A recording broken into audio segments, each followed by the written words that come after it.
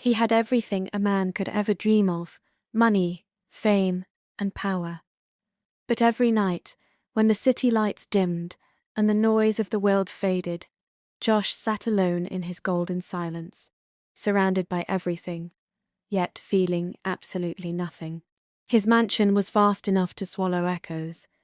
His cars lined up like trophies, each one a symbol of success.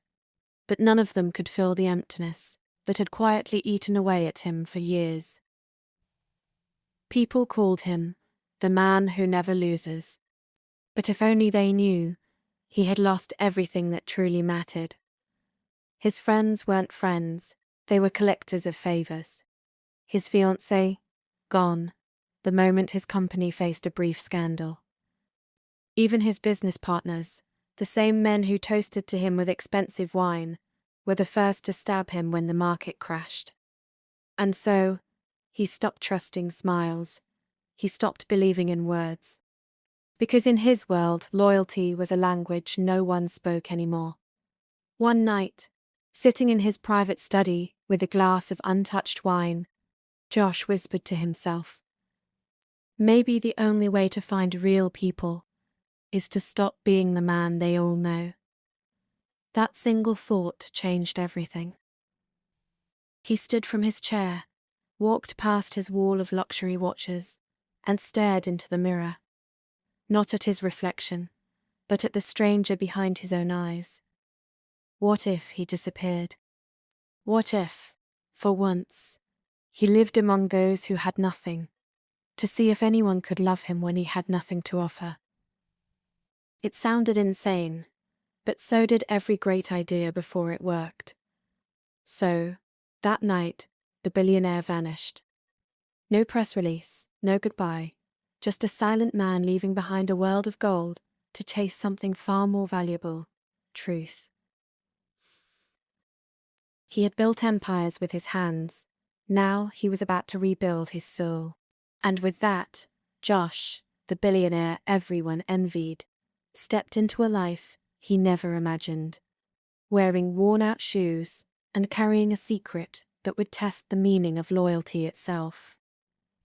As Josh stepped out into the cold night, the sound of the city seemed to fade behind him, replaced by the haunting echoes of his past. He remembered the moment it all began to crumble, the quiet betrayals that tore the foundation of his world apart. It started with Michael, his personal assistant. For 6 years, Michael had been like a brother, loyal, respectful, always by Josh's side. Josh trusted him with everything: passwords, accounts, personal secrets. But loyalty is only proven when temptation arrives. Josh had discovered it by accident, a missing 20 million naira transfer, one Michael had quietly routed into a fake vendor account. When confronted, Michael fell to his knees, crying and shaking. "Sir, I was going to return it. I swear, I just needed help." But Josh could see it in his eyes. It wasn't desperation, it was greed. And that day, something inside him broke. Still, betrayal cuts deeper when it comes from love. Just 2 months later, Chioma, the woman he thought would become his wife, ended their engagement. Not because he cheated, not because he failed her, but because the media falsely claimed his business empire was collapsing.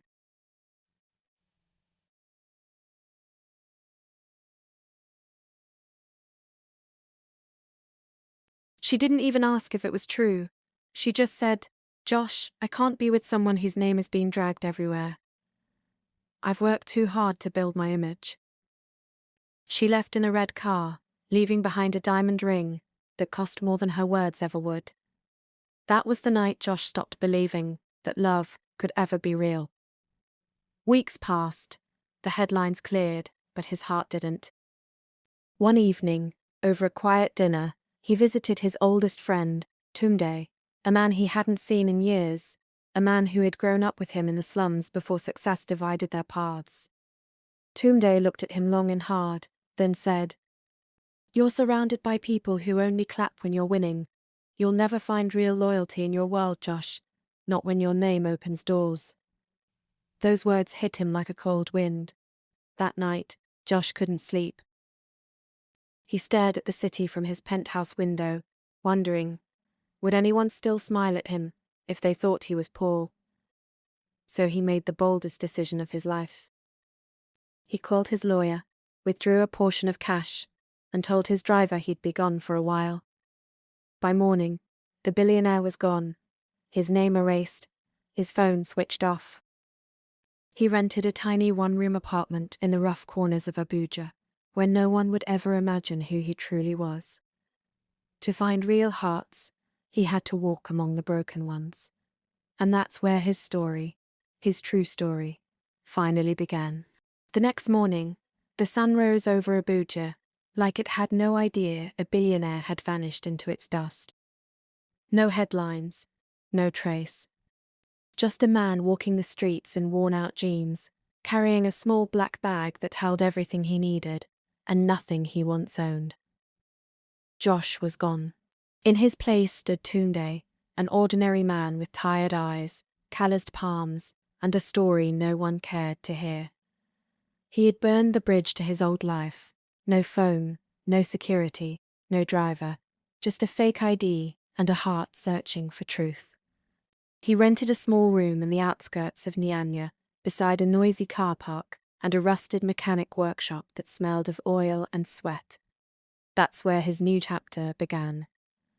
He walked up to the head mechanic, a stout man named Musa, and said simply, "Oga, I want learn work."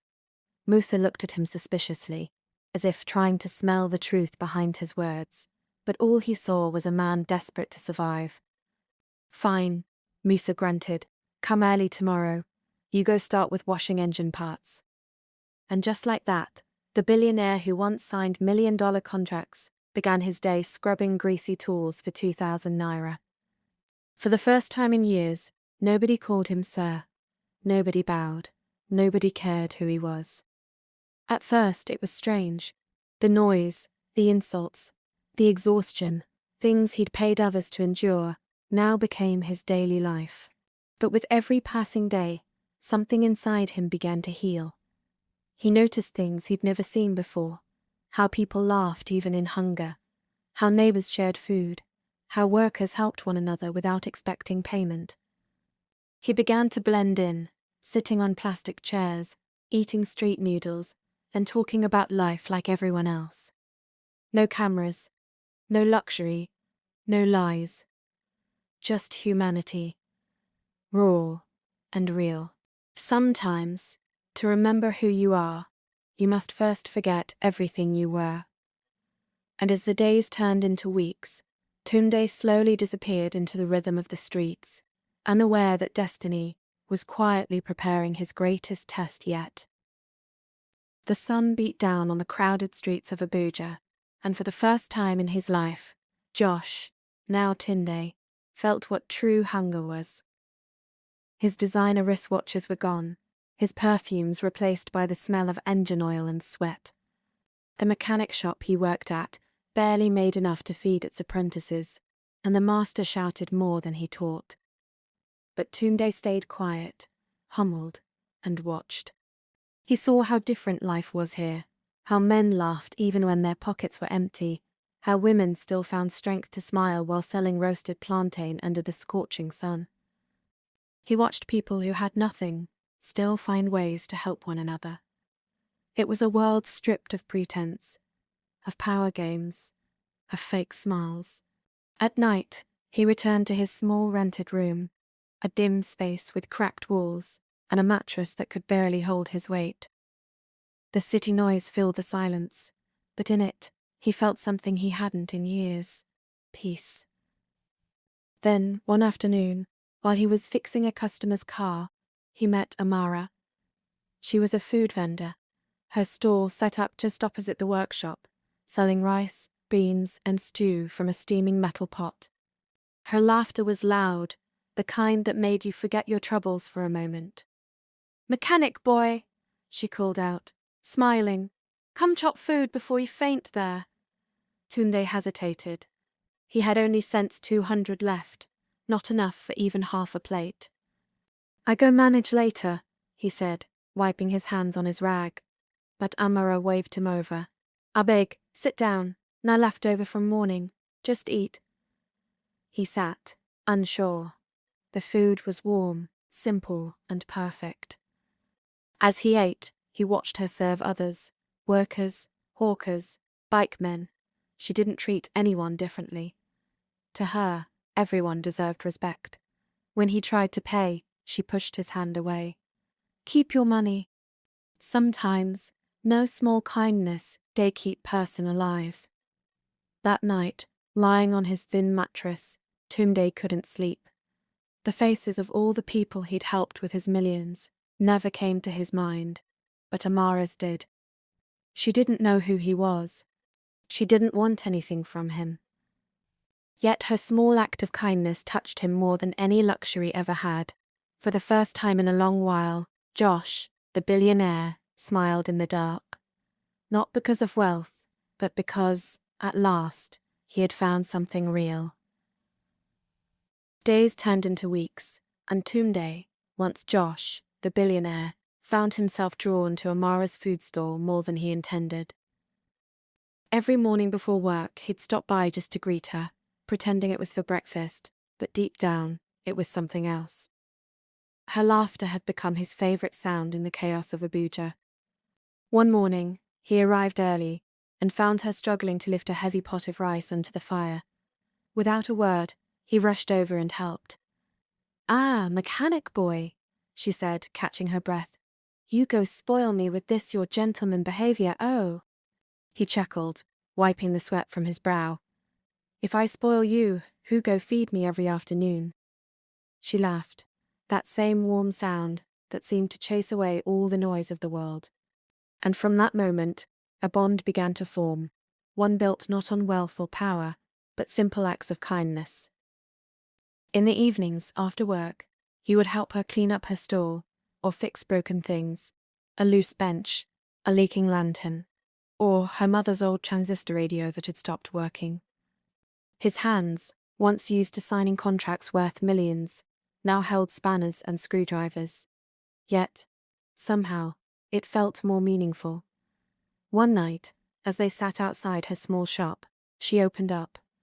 "You know, Tundday," she said softly, "sometimes I feel like life just dey test me too much. My mama dey sick for village, and all this hustle now just to buy her medicine." Tunday's heart tightened. He looked at her, not with pity, but with admiration. Despite her struggle, she never complained, never begged, never lost her light.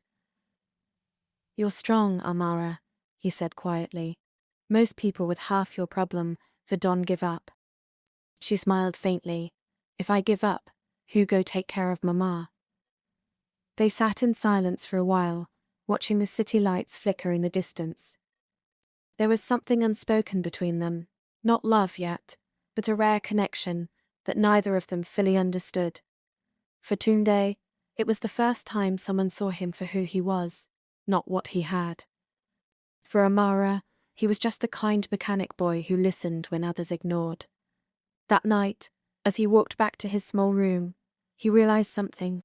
He wasn't just learning about the poor, he was rediscovering himself.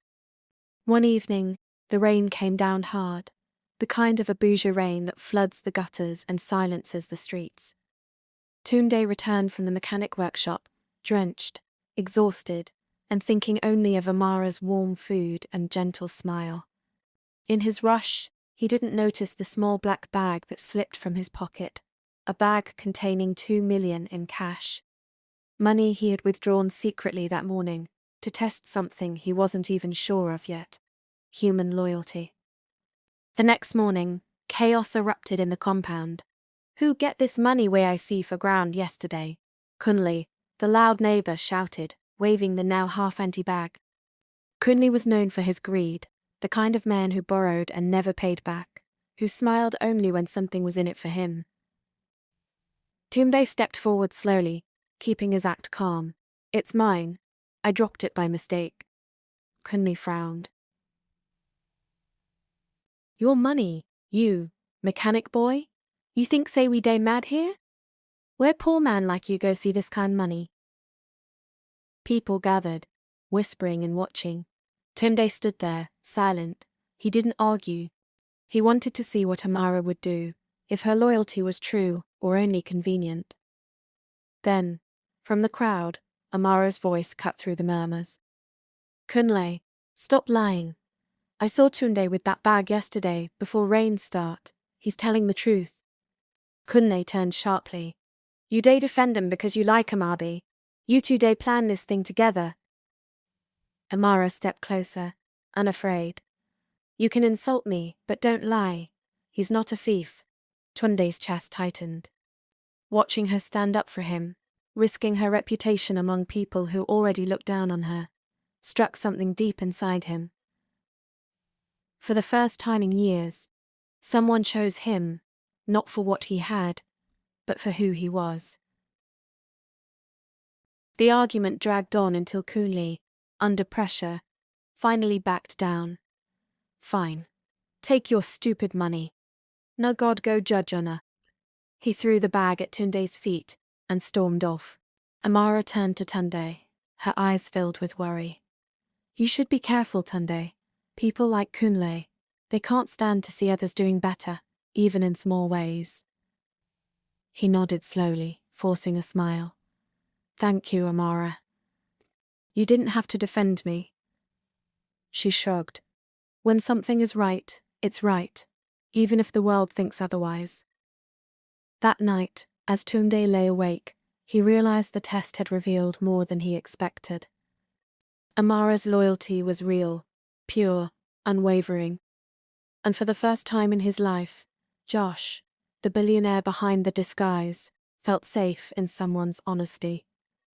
The days that followed the Kunle incident were rough for Tundday.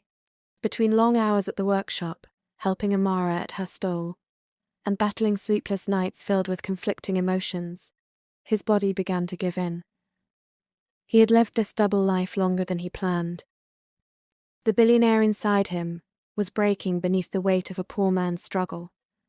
One afternoon, the sun was merciless, the kind that made the Abuja air shimmer like fire.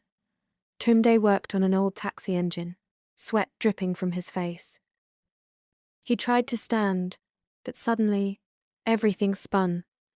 The sound of hammers and shouting mechanics faded into a distant hum. Within seconds, his knees buckled, and he collapsed on the greasy floor. Ah! Tundday done faint, oh! Someone shouted. Amara, who had come to bring him lunch, dropped everything and rushed to his side. Tundday, Tundday, wake up! She cried, shaking him gently. No response. Panic seized her chest. Without thinking twice, she hailed a enkay and got him to the nearest clinic, a small, crowded one that smelled of antiseptic and diesel. The nurse at the counter frowned when Amara couldn't provide an upfront deposit. Madam, we no fit treat person without payment. Policy be that. Amara's hands trembled as she opened her small purse, the one she used to keep her daily earnings. Inside was all she had, a few crumpled notes meant for her mother's medicine and her food stock for the next week. Without hesitation, she pushed the money forward. Please, just treat him. I'll find the rest later. The nurse sighed and nodded. Moments later, Tundday was taken in. Hours passed. Amara sat outside the ward praying silently. Her face was pale with worry, but she never left his side. When he finally opened his eyes, weak but breathing, she let out a shaky laugh. You scared me, mechanic boy. You no go kill me before my time or... Tundday blinked, confused. What? Happened? She said softly. That you're okay now. Rest. As he looked at her, tired, still in her work apron, eyes red from worry, something inside him shifted forever. Sometimes loyalty shows when no one is watching. Not when it's convenient, not when it's rewarded, but when it costs everything. Amara had given up her savings for a man she barely knew. And as Tundday lay there, pretending to be poor, Josh, the billionaire behind the disguise, realized he had finally found what his money could never buy.